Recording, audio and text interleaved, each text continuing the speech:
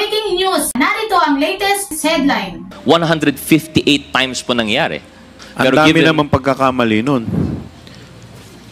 Kung magkakamali ka, dapat isa lang. We would understand the typographical error if it happens once or twice. Now, for 158 people to make the same mistake, Sobra-sobra yung liquidation na nilabas nila. Tama po ba yung pagkakaintindi ko? the fact that this could not have happened, I mean, reimbursement might be one explanation, but how could you reimburse something that this was even the first batch of confidential fund? Tingnan po natin yung yung pinirmahan ni Assistant or ASEC Ortonio. Mukha pong pareho, Mr. Chair. Na, Hindi naman po kami experts sa handwriting, Mr. Chair. hindi naman kailangan ng expert para makita ko minsan yan eh.